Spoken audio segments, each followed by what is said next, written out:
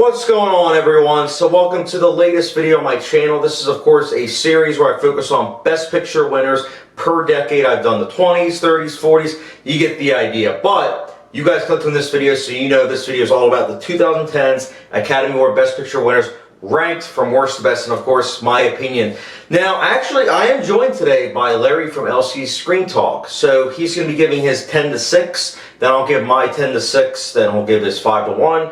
I'll then give my 5 to 1, and then of course we'll wrap things up. Now keep in mind 10's going to be worst, with number 1 being best, and of course our viewpoints. So all that exposition aside, take it away, Larry. Thank you so much, Chad, for inviting me on to talk about the 2010 era Best Picture winners. My name is Larry from the channel LC Screen Talk, and I'm excited to share my ranking of all 10 Best Picture winners from the past decade. I'm a huge fan of the series, and I'm so excited to be here collaborating with Chad on his channel. So once again, thank you so much for the invitation. Now, let's go ahead and get into my ranking. Coming in at number 10, I have Green Book. Well, particularly with current events surrounding race in the United States, it just helped to amplify what we already knew. The fact that Green Book was a pretty tone-deaf Best Picture winner for the year 2019. I do think Viggo Mortensen gives a solid performance. Mahershala Ali is wonderful in the film, and it has some funny aspects to it as a road trip buddy comedy film. But the fact that only the white man's family members were consulted for the film, the fact that this was such a surface level script that basically was Driving Miss Daisy 30 years later, and it just didn't push the envelope anywhere, and in fact kind of set cinema back a couple of decades, it seems. So Green Book, entertaining enough, a generic feel-good type of movie, but definitely the weakest of the bunch. At number 9, I have The King's Speech. Our first Best Picture winner of the decade. I think The King's Speech is a solid film. We have great performances from Colin Firth as well as Helena Bonham Carter. I do think the script is quite good in this film overall.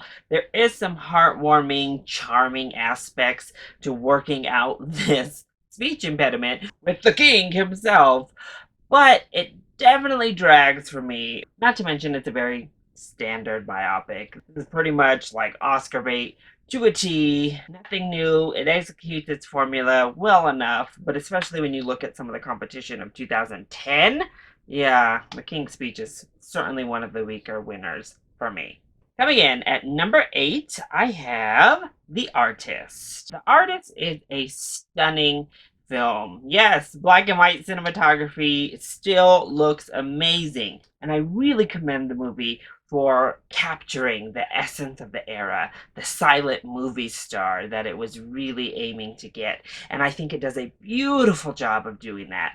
Plus, this little dog stole the show and was absolutely wonderful. And it was definitely an accomplishment. It portrayed quite a range of emotions without really any dialogue. If I'm being honest, it doesn't move up the list for me personally, pretty much from entertainment value.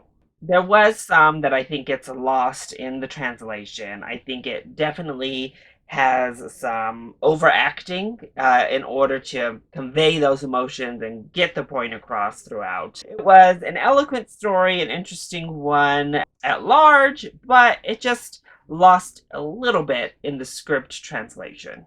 Coming in at number 7, I have Argo. Yes, the controversial Ben Affleck snubbed Argo. Now, this was a really interesting movie. This is definitely one that falls on the crowd pleaser side of the Best Picture winners of the past decade. But for me, that's fine when it works well. And for the most part, I think Argo works really well. First and foremost, the performances in this film are wonderful. Particularly Alan Arkin, I thought was stellar in this movie. Plus, we're given this really crazy story, and it's told in a way that is both entertaining while also being really gripping and thrilling. Now, it's another one that felt kind of generic. I don't actually think Ben Affleck did a whole lot when it came to his director stamp on the film per se. However, he composed a really solid, strong film. One that didn't do anything to really stand out from the crowd for me. Coming in at number 6, I have Spotlight. I actually think Spotlight is similar to Argo in many ways when it comes to storytelling. However, I do think Spotlight just elevates all of the material that much more. Once again, the performances in this film are really wonderful. This is a stacked cast, and they all deliver. Shining aspect to this film is the script that those actors have to work with is fantastic. It's hard hitting, it's poignant, it really delivers like a newscast while getting to the ethos behind the horror, if you will. On paper, Spotlight could be a really drab, blech kind of film, but as you're watching, it just lures you in and grips you with this really heartbreaking, important story that needed to be told. All right, perfect choices, Larry. So my number 10, I'm going to kick it off with The King's Speech. I think this movie is just okay. 8 years ago, I thought it was really good. I rewatched it recently and I was like, this is just okay. It's a very by-the-numbers biopic, unfortunately. Nothing really stands out other than the messages about having a voice and how that voice needs to be heard. That's a very admirable message. Unfortunately, it's just very formulaically done. Also, it doesn't really help that the Weinstein Company did this movie, and don't get me wrong, I do own a lot of Weinstein Company movies, but I also know and smell Oscar bait and know it, and this is one of those movies, unfortunately. Is it bad? No, it's not bad. It's just by the numbers. So if someone says that they like it, I can respect that. But I think also just kind of knowing that it beat True Grit and Social Network also kind of dampened the effect a little bit this time around. But again, not a bad movie, just okay. That's why it's my number 10. My number 9 is also a Weinstein movie, ironically. And my number 9 is The Artist. Again, not a bad movie. It's definitely a movie that I respect in terms of what is it going out to achieve. You know, it's trying to be a silent movie in the 2010s. That's admirable because nobody really does that, so it is quite unique. Unfortunately, it's not really a movie you can see yourself rewatching just because I saw this movie almost a decade ago, but I still remember it, and the reason why I remember it is because I remember thinking it was enjoyable, but that I couldn't see myself rewatching, and I still stand by that. I've never had that urge to really want to go back to The Artist. Maybe I will at some point, but I just think it's a well-done movie that also, again, is kind of by the numbers, other than the fact that it is a silent movie, and that, again, the acting is done through facial expressions and not voice acting. So, again, not a bad movie, just by the numbers. That's why it's my number 9. Speaking of by numbers, my number 8 is Argo. So Argo, I think, is rock solid. I do think it's kind of overrated. I do not think it should have won Best Picture. But it's rock solid. Like, it does have thrilling scenes. It's well acted. It does have funny moments. It's a crowd-pleasing movie. I get why some people like it. It's just, for me personally, I can't get past the fact that they did kind of like play around with history a little bit. And at the same time, I don't have a outright problem with that. It's just how they did it and how they kind of like demonetized Canadians for helping out, because it's like they pretty much got brushed aside in this movie. It's kind of like, what the heck. Similar to The Artist and similar to King's Speech, I also think that the other nominations probably should have won over Argo. Again, not bad. It's just solid. It is what it is. So that was my number 8. My number 7 is Green Book, which I'm going to say outright, it is a very problematic movie, especially with how it handles race and among other themes and messages, how it handles and plays around with history. But I'm also not going to sit here and say that I don't think the movie is very comedic. I do think that the comedy works for me personally for the most part. Some of it is in bad taste. I'm also not going to sit here and lie about that, but some of it does actually work. The performances are good. It is very well shot. But again, it is a movie that I feel as though should have came out like 40, 50 years ago, because the fact that it came out in 2018 is pretty problematic, because it's like, really were handling the themes and messages that are very important on a surface-based level. Especially since that year Black Klansman came out. That was a very angry, very thought-provoking movie that I think did and handled all the themes of Green Book in a much, much, much better way. Green Book's enjoyable, but albeit on a very surface level based, and I think for those merits alone, should have won Best Picture, but I have it higher up because I did enjoy it more than the other Best Picture winners. Excuse me. That's my number 7. My number 6 is The Shape of Water. I love The Shape of Water. I think it's an incredible movie. It was easily one of my favorite movies of 2017. I believe it was my number 2. I love this movie. I think it's incredible. I think how it handles its themes and messages are incredible. I love the way it's shot. I love the story. I found the characters to be very well received. My thing is, this movie has a lot of stereotypes, or what could have been stereotypes, but the thing is, Del Toro's script has it where these stereotypes become fully realized and three-dimensional characters that surpass those stereotypes and make it realize that you care about these people. And it's awesome because every single person in this movie you love. And I think that's great. It's a testimony to the great directing and writing of Del Toro. I don't understand why some people don't like this movie. I know everyone has different viewpoints, but this is a very progressive movie, and I think it's a very, very well done movie. That's why it's my number 6.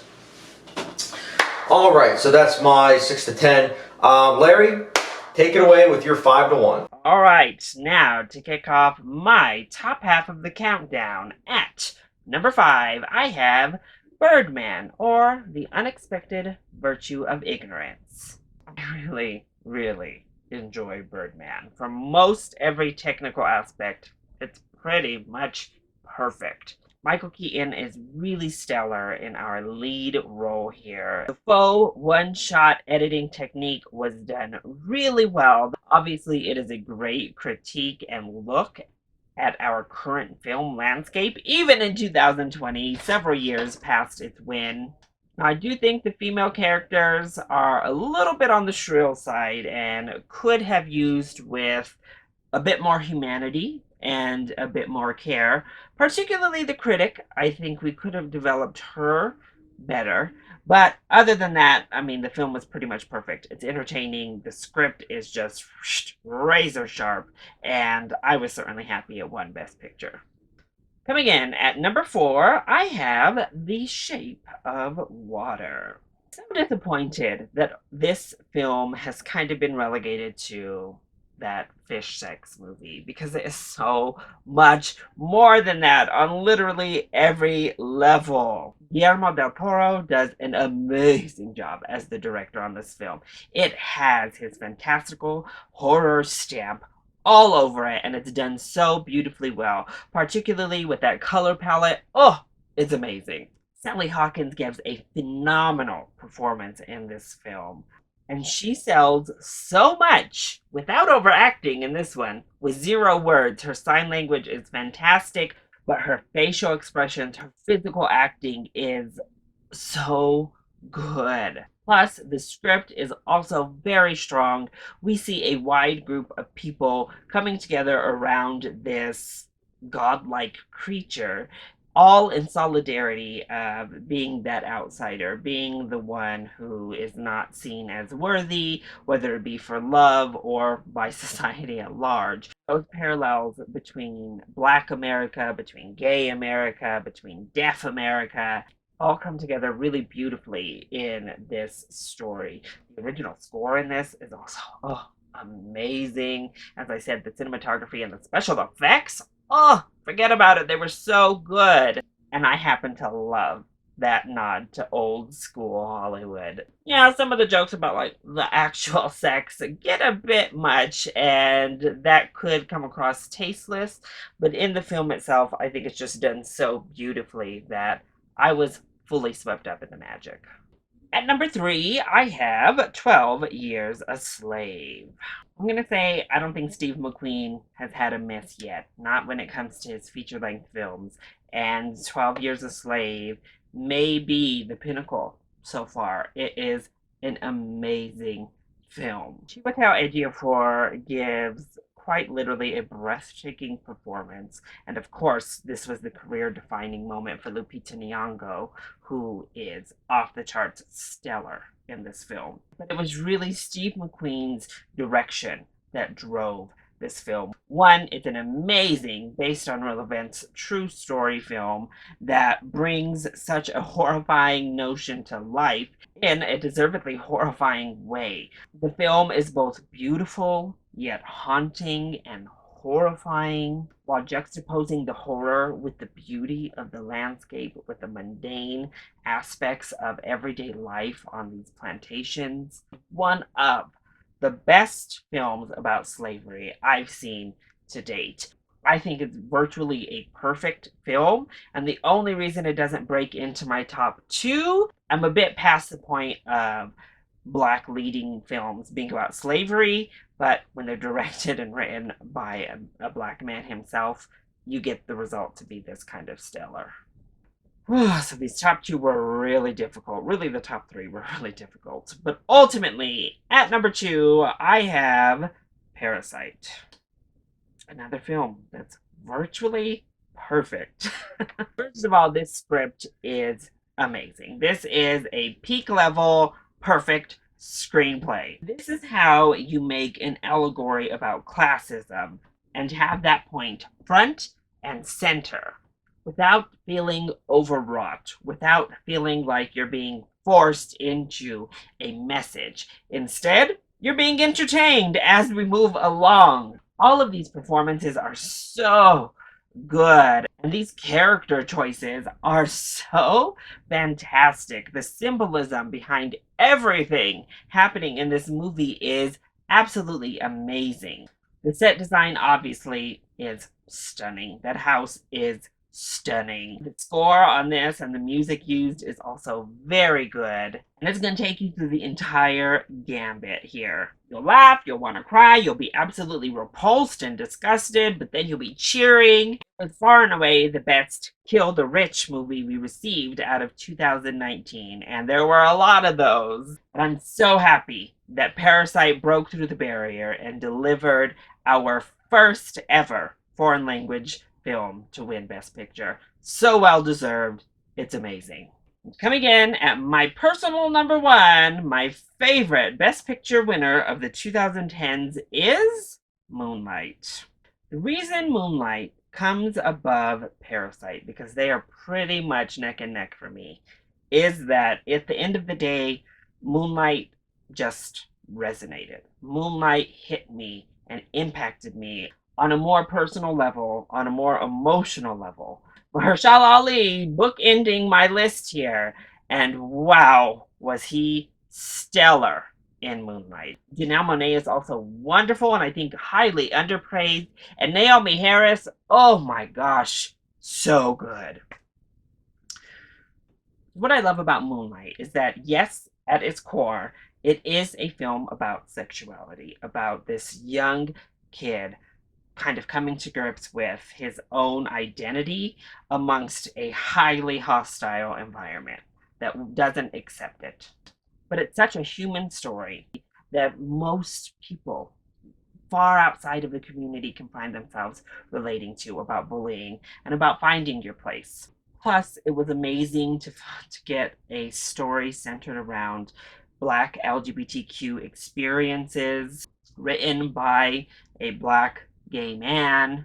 I loved the 3-act structure following Jerome through his different stages of life. All three of those actors do a stunning job, and that second act particularly really just destroyed me. Cinematography is out of this world. It's sophisticated, the screenplay is amazing, the acting is stellar, and right there with Parasite, I would say they're neck and neck, quite possibly the most impactful winner of this past decade. So that is my ranking of the 10 Best Picture winners of the 2010s. Once again, Chad, thank you so much for inviting me to participate in this collaboration with you. I can't wait to see your ranking as well. So with that, let's head on back over to see what Chad has to say. All right, thank you very much, Larry. So now I'm going to give my 5 to 1. Not going to lie, this was very difficult to choose, especially because all 5 of these next movies I gave a 5 to 5 star rating. So keep in mind, Very difficult for me because I love all of these movies. I think the number one is the only one that is a little bit better than the other four, but again, they're all masterpieces in my eyes. So my number 5, kick it off, is Birdman, or The Unexpected Virtue of Ignorance. I love this movie. I think the critique of the film industry, superhero movies, theater, just acting in general is incredible. These performances are fully layered. The cinematography is off the charts. The drum-based score is awesome. Actually, fun fact for you guys, my movie that I just made, actually a lot of the score is based off of Birdman's score. I literally told my friend who composed the music to base off Birdman. I love the drum-based score for this movie. I think it's awesome. Again, it's a movie you can just view multiple times, and each time it's almost like it's watching it the first time because there's so much to dive into with this movie. I don't understand why people don't like this movie. I do know some that don't. I think it's just a great combination of drama and comedy that's fully realized. And that's why it's my number 5. My number 4, though, is 12 Years a Slave. This movie's awesome, man. It's an awesome movie, but I can't lie. Rewatching it, it's always difficult because you really have to be in that mindset for this movie because it's a very somber movie. It's dealing with a lot of mature topics, and it's also a uncomfortable experience, but it's a necessary experience. I think this is definitely a necessity for every single film buff and just person that watches movies in general. Because my thing with this movie is every single person should watch this movie considering that this is history. You know, Birdman, I get it, why some people might not like it, but 12 Years a Slave is a movie that everyone should sit down and should watch it so that they can realize that, holy cow, this is something that it wasn't that long ago when this happened. And I think that some people just kind of forget about that. But this movie will linger on with you long after the credits roll, and I think it's one of the best movies of all time, and definitely of the 2010s.